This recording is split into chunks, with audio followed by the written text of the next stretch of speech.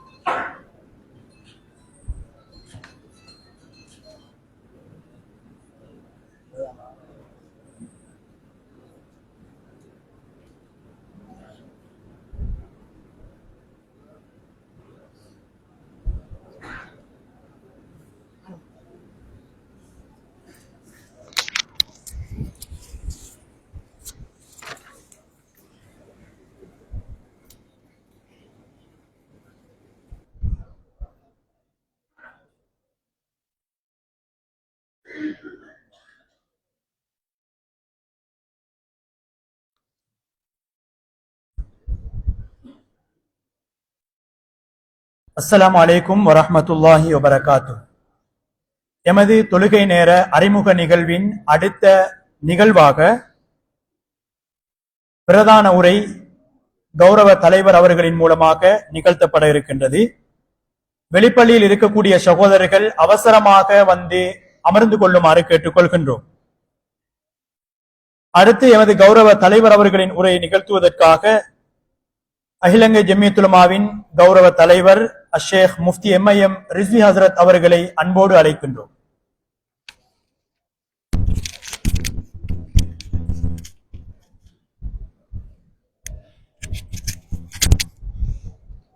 السلام عليكم ورحمة الله وبركاته.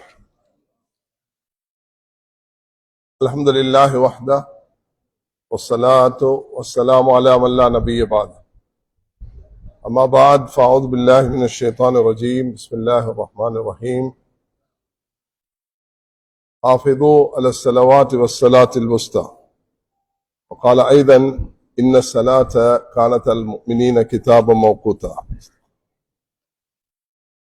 கண்ணியத்துக்கும் மதிப்புக்கும் உரிய உலமாக்களே, அல்லாஹ்வின் நல்லடியார்களே, இன்றைய இந்த அமர்வுல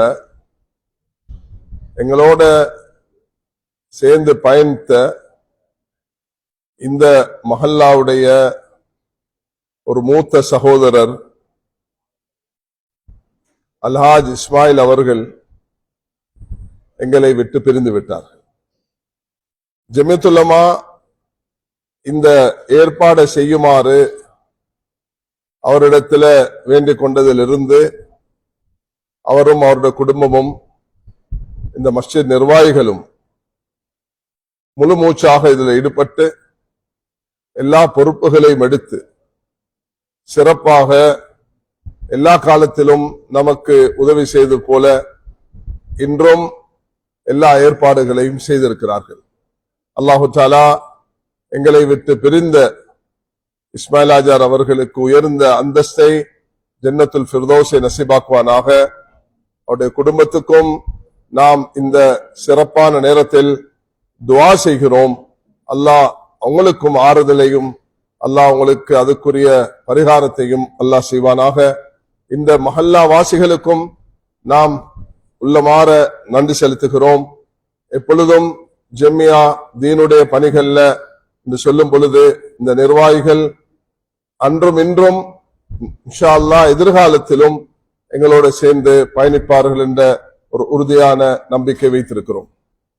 இரண்டாவது, கண்ணியமானவர்களே, ரசூலுல்லாஹி அலைஹி வஸல்லம் அவர்களுடைய ஒரு துஆ தான், அல்லாஹும்ம பாரிக் லனா ஃபி ரஜப் வ ஷஅபான் வ பல்லிக்னா ரமதான். ரஜப கடந்து விட்டு நாம் ஷஅபானுக்கு வந்திருக்கிறோம். எதிர்காலம் அது ரமதானாக இருக்க போகிறது. நாம் எல்லோரும் உள்ளத்தால அல்லாஹ்விடத்தில் நெருங்கி குர்ஆனுடைய திலாவத், ஜிக்ர், அதே நேரத்தில் இஸ்திக்ஃபார், நல்லமல்களில் ஈடுபட்டு வரக்கூடிய ரமதான நாம் இங்கு அடையக்கூடிய பாக்கியத்தை அல்லாஹ் நம் அனைவர்களுக்கும் தர வேண்டும் என்று துஆ செய்து கொள்கிறேன். ரஜபுடைய மாதத்துல இந்த உலகத்தை விட்டு பிரிந்த ரெண்டு மகான்கள் ஒன்று உமர் இப்னு அப்துல் அசீஸ் ரஹ்மத்துல்லாஹி அலைஹி அவர்கள், இரண்டாவது இமாமனா ஷாஃபி ரஹ்மத்துல்லாஹ் அவர்கள். இமாம் ஷாஃபி ரஹ்மத்துல்லாஹ் அவர்கள் சுமார் 54 வருடங்கள் வாழ்ந்து அல்லாஹு தஆலா அவர்கள் கொடுத்த அந்த ஆளுமை, அந்த திறமை, அந்த பணிவு, அவர்களுக்கு அல்லாஹ் கொடுத்த துனியாவுடைய பற்றற்ற தன்மை, அவர்களுக்கு கொடுத்த அந்த ஃபிக்ஹ், அல்லாஹ் இன்றைக்கு இந்த சுமார் 200 வருடங்களாக உலகத்தில அல்லாஹ் சிறப்பாக்கி வைத்திருக்கிறான். ஒரு மனிதனுடைய இஹ்லாஸ், ஒரு மனிதனுடைய கவலை, ஒரு மனிதனுடைய தூர்நோக்கு, ஒரு மனிதனுடைய இரவு பகல் அல்லாஹ்விடத்தில மன்றாடக்கூடிய அந்த தன்மைகள், விட்டு கொடுப்பு, மன்னிப்பு, பணிவு, ஆளுமை, திறமை என்று அடுக்கிக் கொண்டே போகலாம். அவர்களுக்கு அல்லாஹ் கொடுத்திருந்த அந்த சிறப்பம்சங்களினால் அவர்கள் ஜொலித்துக் கொண்டிருக்கிறார்கள். இன்றும் அவர்களுடைய அந்த கிதாபுல் உம்மும் அர்-ரிசாலா என்று சொல்லக்கூடிய இந்த 2 கிரந்தங்களும் உலகத்துக்கு முன்மாதிரியாக, இது ஆங்கிலத்திலே மொழிபெயர்க்கப்பட்டு இந்த உசூல் ஃபிக்ஹுடைய அடிப்படைகளை பயான் செய்திருக்கக்கூடிய கிதாபுர் ரிசாலா என்று சொல்லக்கூடியது ஆங்கில உலகத்திலும் அது மிக செல்வாக்குள்ள ஒரு கிரந்தமாக மதிக்கப்படுகிறது. இமாம் ஷாஃபி ரஹ்மத்துல்லாஹ் அவர்களுடைய அந்த வாழ்க்கையில அந்த தாய் செய்த தியாகத்துடைய பிரதிபலன் தான் இன்றும் நாம் இந்த மண்ணிலும் ஆசிய கண்டத்தில் பல பகுதியிலும் எங்களுடைய உஸ்தாத் முஃப்தி வலி ஹசன் ரஹ்மத்துல்லாஹி அவர்கள் சொல்லுவார்கள், அனஃபிகளுக்கு கடல்ல சில விஷயங்கள் தடுக்கப்பட்டிருந்த போதிலும் அது ஷாஃபிகளுக்கு அது அனுமதிக்கப்பட்டிருக்கிறது. அது கடலோர பகுதிகளில் அதிகமாக ஷாஃபியாக்கள் காட்சியளிக்கிறார்கள் என்று ஞாபகப்படுத்துவார்கள். அல்லாஹு தஆலா இந்தியால கூட நீங்க பாத்தீங்கன்னா தமிழ்நாட்டில இருந்து பொம்பை வரைக்கும், பாகிஸ்தான்ல கூட கராச்சி பகுதிகளிலையும், உலகத்துல நாலாபுரத்திலும் அல்லாஹு தஆலா இந்த சிறப்பு அம்சத்தை ஏற்படுத்தி வைத்திருக்கிறான். நாம் பின்பற்றக்கூடிய இந்த அகீதத்து அஷ்அரி, இன்னும் இமாம் ஷாஃபி ரஹ்மத்துல்லாஹ் அவர்களுடைய இந்த அடிப்படைகளை தான் எங்கட மன்ஹஜாக நாங்கள் வெளியிட்டிருக்கிறோம். அதை நாம் ஒவ்வொருவரும் மதித்து கடைபிடித்து செயல்படுவதன் மூலமாக நிச்சயமாக நாம் எல்லோரும் இந்த பயணத்தை சிறப்பாக முன்னெடுத்து போக முடியும். கண்ணியமானவர்களே, இன்று நாம் அழைத்திருப்பது நாட்டில் உள்ள முக்கியஸ்தர்கள், அதே நேரத்தில் 24 டிஸ்ட்ரிக்ட்ல இருந்து சுமார் 20 டிஸ்ட்ரிக்ட்ல இருந்து இங்க வருகை தந்திருக்கிறார்கள். அதுலயும் ஜமியத் உலமாவுடைய டிவிஷன்கள் இருந்து 101 டிவிஷன்கள் இருந்து இங்க வருகை தந்திருக்கிறார்கள். அல்ஹம்துலில்லாஹ். இந்த வருகை இது ஒரு முக்கியமான ஒரு நோக்கத்துக்காக நாம் இங்க ஒன்று சேர்ந்திருக்கிறோம். இது எனக்கு முன்பு பேசியவர்கள் பலரும், மூத்த உலமாக்கள், கண்ணியமானவர்கள் எல்லோரும் பல விஷயங்களை மிக சிறப்பாக முன்வைத்திருக்கிறார்கள். அதை நான் திரும்ப இங்க பேச விரும்பவில்லை. கண்ணியமானவர்களே, நாம் இங்கு ஒன்று சேர்ந்திருக்கக்கூடிய முக்கியமான நோக்கம், எண்ணிக்கை குறைவாக இருந்தாலும் ஒரு தூதை இங்கிருந்து அது சுமந்து கொண்டு போக வேண்டும் என்பதுதான் எங்களுடைய எதிர்பார்ப்பாக இருக்கிறது. அந்த தூது என்ன? முதலாவது, இந்த ரமதானுடைய மாதத்தை நாம் முன்னோக்கி கொண்டிருக்கிறோம். இந்த ரமதானுடைய காலத்துல ஒவ்வொரு வீட்டிலையும் குர்ஆன் ஜொலிக்க வேண்டும். நபி ஸல்லல்லாஹு அலைஹி வஸல்லம் அவர்களுடைய அன்பும் மரியாதையும் கண்ணியமும் அந்த வழிபடுதலும் அது இருக்க வேண்டும். குர்ஆனுடைய அந்த மொழிபெயர்ப்பு, அதனுடைய தஃசீர், அம்மஜுஸ், அது இலங்கையில் இருக்கக்கூடிய எல்லா இடத்திலையும் அது ஒவ்வொரு வீட்டுக்கும் போக வேண்டும். மஸ்ஜிதுகள்ல வரக்கூடிய ரமதான்கள்ல இதுக்குண்டான ஏற்பாடுகளை வந்திருக்கக்கூடிய 120 101 டிவிஷன்லையும் இந்த 20 டிஸ்ட்ரிக்ட்களும் எஞ்சிருக்கக்கூடியவர்களுக்கும் நான் இந்த தூதை கொடுத்து ஜமியத் உலமாவினால் வெளியிடப்பட்டிருக்கக்கூடிய இந்த குர்ஆன் மொழிபெயர்ப்புகளை நாங்க சரியான முறையில மக்கள் மயப்படுத்துவது மிக அவசியமாக இருக்கும். கண்ணியமானவர்களே, ஜமியத் உலமா என்பது நாம் எல்லோரும் அறிந்த 100 வருடத்தை அடைந்திருக்கக்கூடிய ஒரு சிறப்பான நிறுவனம். அதுல அல்லாஹு தஆலா இந்த சபையில அன்றைய பஹ்ஜால் இப்ராஹிமியால 1334 இருந்து அவர்கள் கவலைப்பட்டு ஃபிக்ர் பண்ணி உருவாகினதுதான் இன்றைக்கு 102வது வருஷத்தை நாங்கள் அடைந்திருக்கிறோம். ஹிஜ்ரி கேலண்டர் படி 101வது வருடம் இன்றைக்கு 1924 2025 நாம் அடைந்திருக்கிறோம். அப்ப ஒரு 50 வருஷத்துக்கு இதுக்கு தலைவராக இருந்தவர்கள் தான் அல்லாமா அப்துல் சமத் ஆலிம் ரஹ்மத்துல்லாஹி அவர்கள் ஜமியத் உலமாவுடைய பொறுப்பை எடுக்கும் பொழுது 1973 அவர்களுக்கு ஹிஜ்ரி கேலண்டர் படி அந்த நேரம் சுமார் 63 வயதாக ஆகிவிட்டது. தன்னுடைய 63 வயதுல தான் அவர்கள் ஜமியத்துல் உலமாவுடைய இந்த நிர்வாகத்தை பொறுப்பெடுத்தார்கள். அது 63 வயதுல, அதுக்கு பிறகு அவர்கள் தன்னுடைய வயதுல சுமார் 17 வருடம் ஜமியத்துல் உலமாவுடைய பொறுப்புல இருந்துட்டு 1989 இருந்து அவர்கள் ஜமியத்துல் உலமாவுடைய பொறுப்பை முபாரக் ஹசரத், அது பிறகு அலியார் ஹசரத் கொஞ்ச காலம், அது மௌலானா இலியாஸ் அவர்களுடைய உஸ்தாத், இன்னும் பலருடைய உஸ்தாத் அவர்கள், தப்லீக் இஸ்லாமுடைய பாணி அவர்கள் அதுக்கு பொறுப்பாக இருந்து, அது பிறகு முபாரக் ஹசரத் அவர்கள் பொறுப்பாக இருந்தார்கள் 2000-2001 வரைக்கும். கண்ணியமானவர்களே, சுமார் தன்னுடைய 63 வருஷத்துல இருந்து 17 வருடங்கள் என்பது மிக பொறுமதியான காலம். 63 இருந்து அவர்களுடைய 80 வயது வரைக்கும், அது பிற ஒரு 6 வருடத்தில் அவர்கள் 1996 வஃபாத் ஆகிறார்கள். அப்ப இந்த காலகட்டத்தில தான் ஒரு மனிதனுக்கு அல்லாஹ் ரப்புல் இஸ்ஸத் தன்னுடைய சிறு வயதிலிருந்தே இந்த இல்முக்காக 1912 இருந்து இந்த பயணத்தை மேற்கொண்டு, நாம் இன்றைக்கு 63 அடைகிறோம்டா எங்களை வாழ்ந்த அடுத்த நிமிஷம் எங்க போகும் என்று தெரியாது. நாங்க அந்த அஜலை தேடிக்கொண்டிருக்கிறோம். அவர்களுக்கு 63 அன்றைய உலமாக்கள் இந்த பொறுப்பை கொடுத்து அவர்கள் மிக சிறப்பாக இந்த பயணத்தை முன்னெடுத்து போனார்கள். இந்த 50 வருட காலமாக 73 இருந்து இன்று வரைக்கும் சுமார் இந்த 50 வருட காலம், இந்த 50 வருட காலத்துல ஹதரத் அவர்களுடைய இந்த ஆளுமை, திறமை, சிறப்பு இன்று வரைக்கும் இந்த நாட்டு முஸ்லிம்களுக்கு அது பயனாக இருக்கிறது.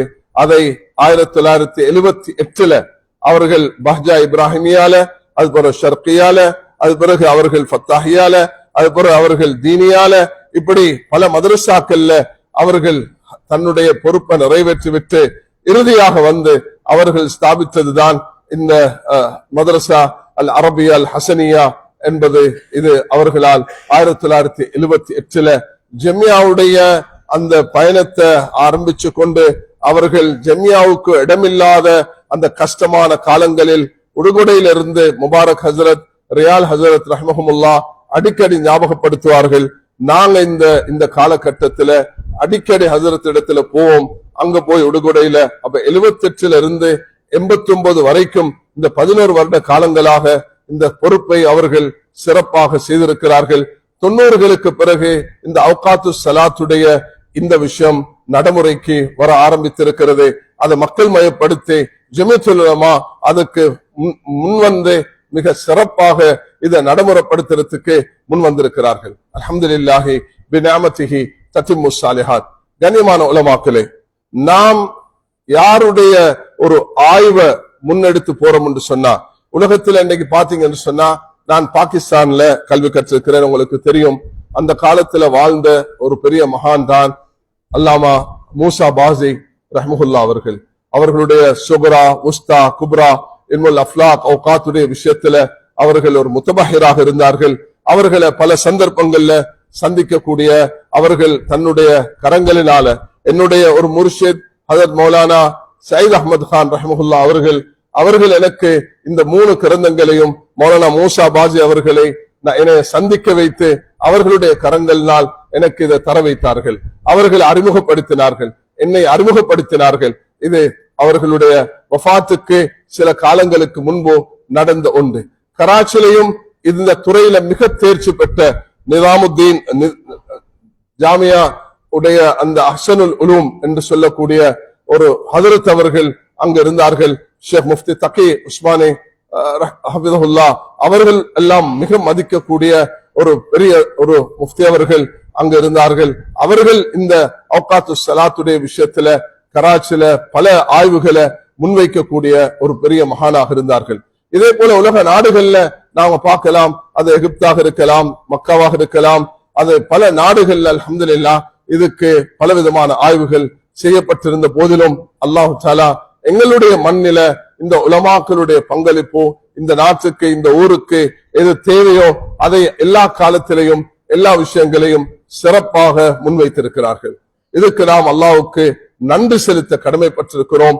எப்பொழுது நாம் எங்களுடைய நியாமத்துகளை மதித்து அதுக்கு நாங்க நன்றி செலுத்துவோமோ அதை கொண்டு அல்லாஹு தஆலா நிச்சயமாக இதை கண்ணியப்படுத்துவான், மேலும் மேலும் இதை அதிகரிக்க செய்வான். இதுல இருக்கக்கூடிய இந்த சிறப்பம்சத்தை எங்களுக்கு முன்னெடுத்து போறதுக்கு அல்லாஹ் காரணமாக அமைப்பான். அந்த அடிப்படையில கண்ணியமானவர்களே, குர்ஆன் மிக தெளிவாக இருக்கிறது. அது குர்ஆனுடைய நுசூஸ்கள், ஹதீஸுடைய முத்தவாத்திர்கள், இஜ்மா, இந்த மூணு விஷயங்களையும் நாங்கள் அடிப்படையாக பார்க்கும் பொழுது தொழுகையுடைய ஐவேளை தொழுகை என்பது அது கத்இய்யத்தான நுசூஸ்களை கொண்டு, இந்த உசூல் சலாசாவை கொண்டு அது நிரூபிக்கப்பட்டவைகள். யாரும் ஒரு தொழுகையை இன்கார் செய்வார் என்று சொன்னா, இந்த ஐவேளை தொழுகையுடைய நேரத்தை இன்கார் செய்தாலும் அவர் ஒரு குஃபர்ல போய் சேர்ந்து விடுவார். இந்த நேரம் சுபஹுடைய நேரம், இந்த நேரத்துக்குள்ள தொழணும், லுஹருடைய நேரம் இந்த நேரத்துக்குள்ள தொழணும் என்பது இது நுசூஸ்களால சாபித்தாக்கப்பட்ட ஒரு மிக தெளிவான அடிப்படையாக இருக்கிறது. இது யாரும் நிராகரிக்கிறதுக்குள்ளது அல்ல. இப்ப உலகத்துல என்ன தேவை என்று சொன்னா, இந்த தொழுகையுடைய நேரங்களை நிர்ணயிக்கக்கூடிய விதங்கள்ல தான் இது எப்படி என்ன முறையில என்பதுதான் இந்த வித்தியாசங்கள். இஜ்திஹாதுடைய அடிப்படையில ரசூல் ஸல்லல்லாஹு அலைஹி வஸல்லம் முஆஸ் இப்னு ஜபல் ரலியல்லாஹு அன்ஹு அவர்களை அனுப்பின நேரத்துல சொன்ன அந்த நசீஹத் எங்களுக்கு தெரியும். கைபருடைய அந்த சம்பவம் எங்களுக்கு தெளிவாக தெரியும். அந்த விஷயங்களை நாங்க கொஞ்சம் இந்த இஜ்திஹாதான, இந்த நுசூஸ் இல்லாத, இந்த தன்னியான விஷயங்கள்ல நாங்க கொஞ்சம் மனசுக்கு எடுத்துக்கொள்ளணும். அதுதான் ஆக முக்கியமானது. ஸல்லல்லாஹு அலைஹி வஸல்லம் முஆஸ் இப்னு ஜபல் ரலியல்லாஹு அன்ஹு அவர்கள் நான் எப்படி இதுக்கு ஆய்வு செய்து முடிவெடுப்பேன் என்று சொன்ன நேரத்துல நபி அவர்கள் பெரிதும் சந்தோஷப்பட்டார்கள். ஏன் உம்மத்துல இப்படிப்பட்ட தூதர்களை, இப்படிப்பட்ட அமானுதங்களை சுமக்கக்கூடியவர்களை அல்லாஹ் தஆலா உருவாக்கி இருக்கிறான் என்று நபி அவர்கள் பெரிதும் சந்தோஷப்பட்டார்கள்.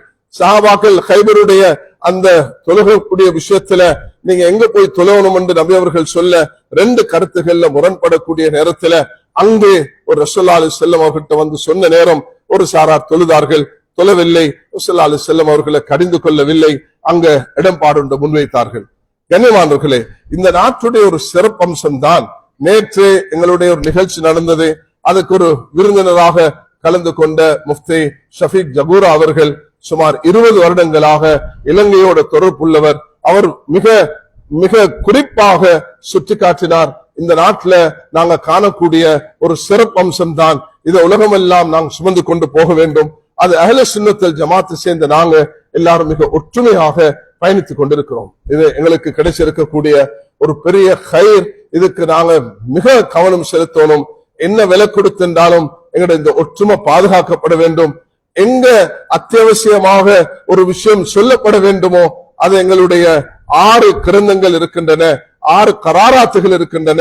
அந்த 6 கராராத்துகளும் அது பிறையுடைய விஷயத்துல 2006 எடுக்கப்பட்ட தீர்மானம், 2007 ஹத்முன் நபுவத்தில் எடுக்கப்பட்ட தீர்மானம், 2009 வஹ்தத்துல் உம்மாவுடைய விஷயத்தில் எடுக்கப்பட்ட அந்த கரார், 2012 நாங்க எடுத்ததுதான். அது 2012-13 அது ஆயிஷு சில்மி சகவாழ்வுல எடுக்கப்பட்ட தீர்மானம். 2015 நாங்க எடுத்த தீர்மானங்கள் தான். அது 5வது. ISIS-க்கும் இஸ்லாத்துக்கும் சம்பந்தம் கிடையாது என்பதும், மனாக்கிபு சஹாபா என்ற விஷயங்களும் இந்த நாட்டு முஸ்லிம்கள்ல ஒவ்வொரு வீட்டிலையும் அது ஒரு இஜ்மாவுடைய ஸ்தானத்தில் இருக்கிறது. முஸ்லிம்கள் ஒற்றுமையாக இருக்கிறது. சகவாழ்வுடைய வரையறை என்ன, எல்லாம் கலந்து கரைஞ்சு போறதும் இல்ல, ஒதுங்கி வாழ்றதும் இல்ல. ஒரு அளவோட இஸ்லாம் தந்திருக்கக்கூடிய அந்த அடிப்படையோட லா இக்ராஹ ஃபித்தீன் லா தஸுபுல்லதீன யதுன மின் தூனில்லாஹ் இன்னும் லக்கும் தீனுக்கும் வலிய தீன் என்ற அடிப்படையோட நாங்க இந்த பயணத்தை முன்னெடுக்க போக வேண்டும் என்றதுதான் அந்த ஆயிஷு சில்மியுடைய அடிப்படையாக இருக்கிறது. அதே நேரத்துல அல்ஹம்துலில்லாஹ் அல்லாஹ்வுடைய மாபெரும் கிருப கத்முன் நுபுவா எங்களுடைய ஒரு உயிராக இருக்கிறது. ரசூல் ஸல்லல்லாஹு அலைஹி வஸல்லம் அவர்களுடைய அன்பு, அவர்களுக்குரிய மரியாதை, அவர்களை பின்பற்றுதல் என்பது அது எங்களுடைய அடிப்படை. இதுக்கு பிறகு யாரும் எந்த அடிப்படையிலையும் ஒரு நபி வர முடியாது என்பதை, ஒரு ரசூல் வர முடியாது என்பதை நாங்கள் மிக உறுதியான எங்களுடைய அக்கீதால அடிப்படை ஒன்றாக இருக்கிறது. அதையும் நாங்கள் ஒரு முடிவாக எடுத்திருக்கிறோம்.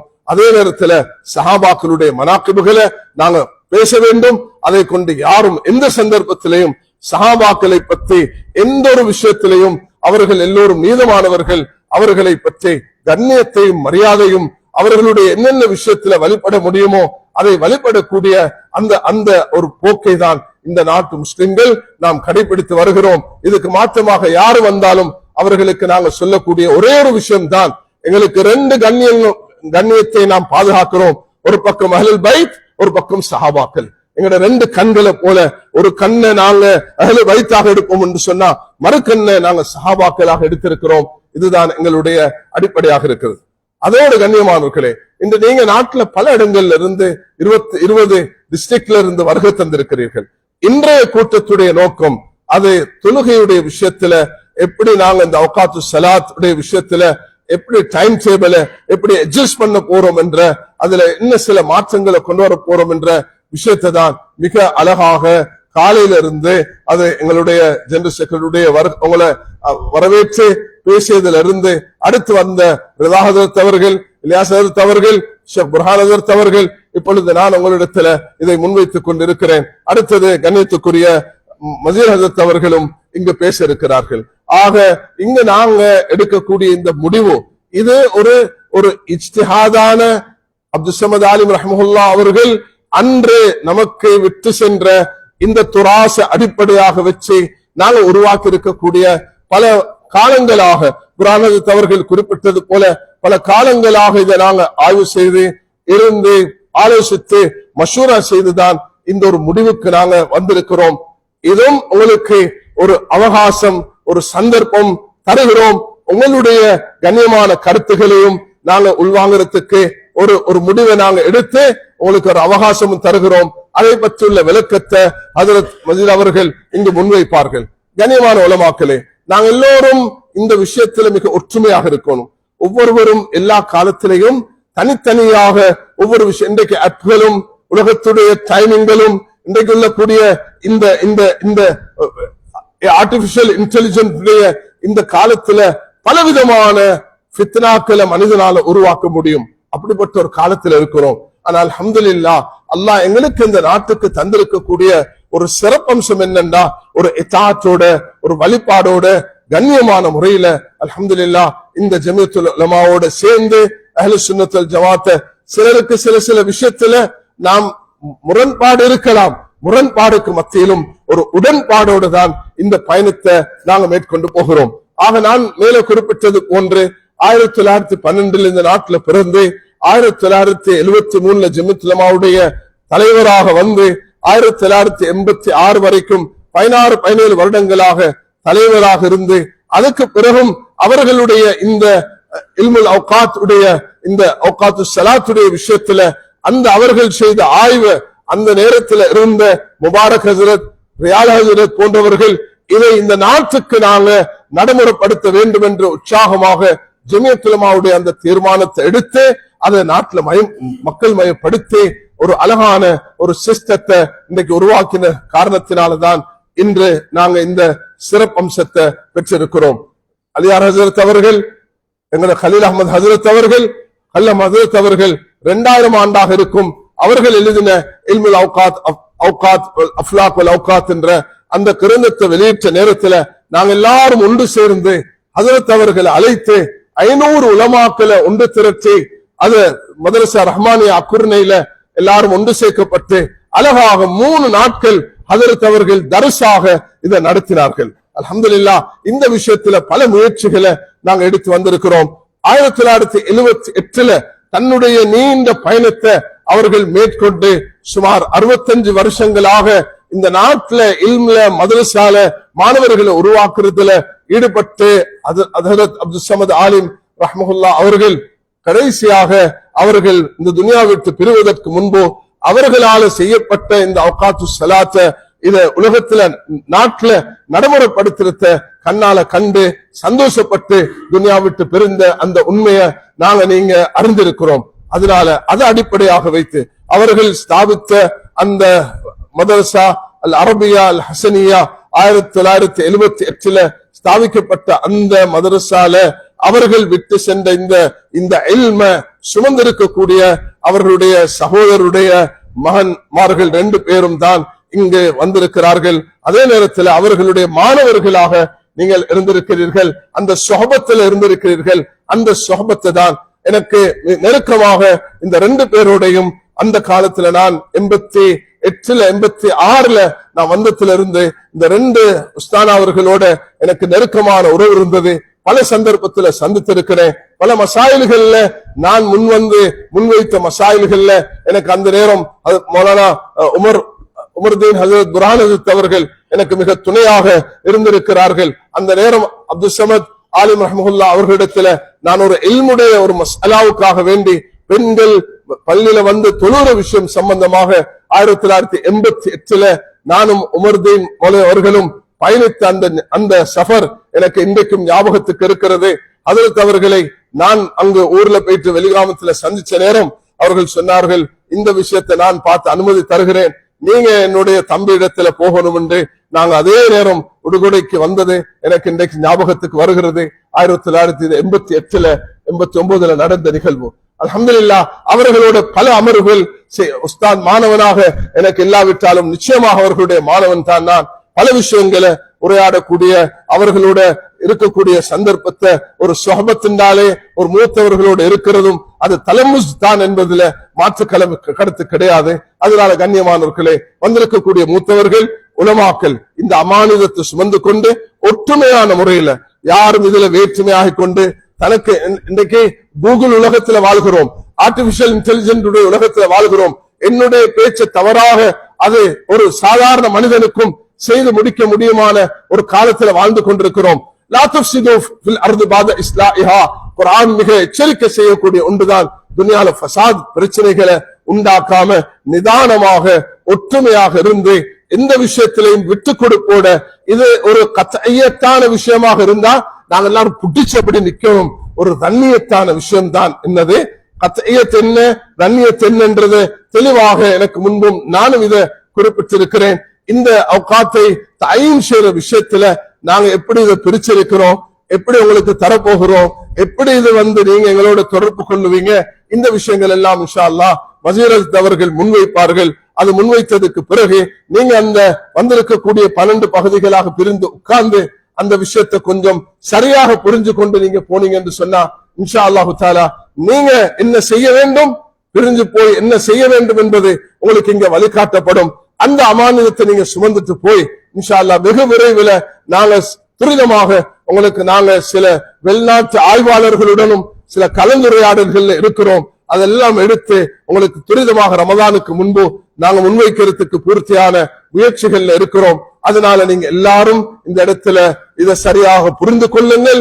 இது புரிந்து கொண்டு என்ன செய்ய வேண்டும் என்று உங்களுக்கு சொல்லப்படும், அதை நீங்கள் சுமந்து கொண்டு போக வேண்டும். அங்கு போய் நீங்க இருந்து அங்குள்ள மக்களோட ஆலோசனை செய்து எப்படி நீங்க இதை நாங்க தந்திருக்கிற டைமும் அது சூரிய மறைவும் அந்த குருவும் எப்படி இருக்கிறது என்பதை எல்லாம் அடையாளப்படுத்தி எங்களோடு நீங்க தொடர்பு கொள்ளும் பொழுது இன்ஷா அல்லாஹு தஆலா வெகு சீக்கிரத்துல இந்த ஒரு நல்ல அழகான ஒரு மாற்றம் கொண்டு வரும் பொழுது அது முன்கூட்டி அறிவிக்காமல் அதுக்கு திடீரென்ற ஒரு விஷயத்தை செய்யும் பொழுது அதுல பல குழப்பங்கள் ஏற்படும் என்ற காரணத்தினால் தான் இன்று நீங்க அழைக்கப்பட்டிருக்கிறீர்கள். துறை சார்ந்தவர்கள், ஊர் தலைவர்கள், உலமாக்கள், நிர்வாகிகள் என்று பலரும் இங்கு அழைக்கப்பட்டிருக்கிறீங்க. இன்ஷா அல்லாஹு தஆலா எனக்கு பிறகு ஹஜரத் அவர்கள் பேசுவார்கள். அது பிறகு நீங்க 12ஆக அமர வைக்கப்படுவீர்கள். 12ஆக அமர வைக்கப்பட்டு அங்க நாங்க உங்களுக்கு சில வழிகாட்டல்களை தருவோம். இதை நீங்க எடுத்துட்டு போயிட்டு எப்படி நடக்க வேண்டும் என்பதுதான் எங்களுடைய மிக பணிவான வேண்டுகோள்.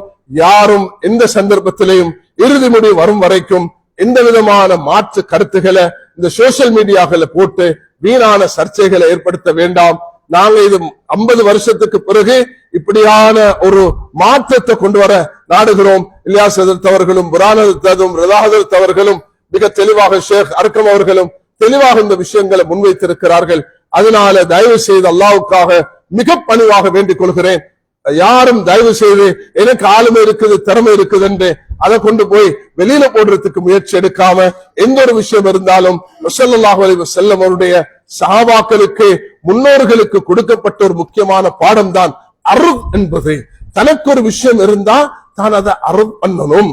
நான் இப்படி ஒன்று செஞ்சிருக்கிறேன், அதை நான் எப்படி பார்க்குகிறேன். என்னிடத்துல இப்ப தொழும் பொழுது ஒரு சகோதரர் சொல்கிறார், இந்த டிஜிட்டல்ல தான் இந்த கேலண்டர்ஸ் எல்லாம் உருவாக்கப்பட்டிருக்குது.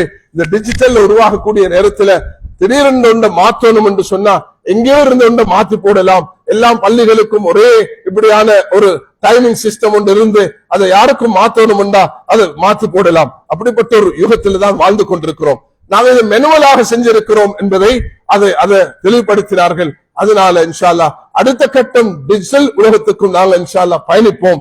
அழகான முறையில ஒற்றுமையாக ஒன்று சேர்த்து நாங்க பல அமர்வுகள் இருந்து ஜம்மியால மதரசா ஹசனியாவுடைய பங்களிப்பையும் எடுத்துக்கொண்டு நாங்க அவர்களிடத்துல போயிட்டு அவர்கள் ஜம்மியாக்கு வந்து ஜம்மியாவும் நான் பார்க்கக்கூடிய ஒரு விஷயத்தை சொல்லி முடிக்கிறேன். அப்துல் உஸ்தாத் அவர்கள் தன்னுடைய 63 வயதுல அவர்கள் ஜம்மியாவுடைய தலைவராக வந்து 17 வருடங்கள் தலைவராக இருந்து அவர்களுடைய ஜம்மியாவுடைய பயணத்துல இதை மக்கள் மயப்படுத்தி உம்மத்துக்கு குறைந்த ஒரு சொத்து தான். அதனால இந்த சொத்துக்களை ஜம்மியாவும் ஹசனியா அவர்களால் ஸ்தாபிக்கப்பட்டது, இதுவும் சேர்ந்து பயணிக்கிறது என்பதை எல்லோரும் மனதால் எடுத்துக்கொண்டு துவா செய்து கொண்டு இதுல ஈடுபட்ட எல்லாருக்கும், குறிப்பாக ரதாதத் அவர்கள், மசீர் ஹஜரத் அவர்கள், அப்துல் ரஹ்மான் அவர்கள், இன்னும் இலியாஸ் ஹஜரத் அவர்கள், புரான் ஹஜரத் அவர்கள், இன்னும் எங்களுடைய ஃபத்வாக்குள்ள உள்ள அனைவர்களுக்கும் உள்ளமாற நன்றி செலுத்துகிறோம். அதே நேரத்தில் எங்களுடைய ரூமி ஹஜரத் அவர்கள், எங்களுடைய ஜுஹரி ஹஜரத் அவர்கள், அதே நேரம் இர்சான், எல்லோரையும் நாங்கள் இங்க அழைக்கிறோம். எல்லாரும் ஒன்று சேர்ந்து அன்பாக இரக்கமாக தூர் நோக்கோட கலீல் ஹஜரத் உஸ்தானா அவர்களை பார்த்திருக்கிறேன்.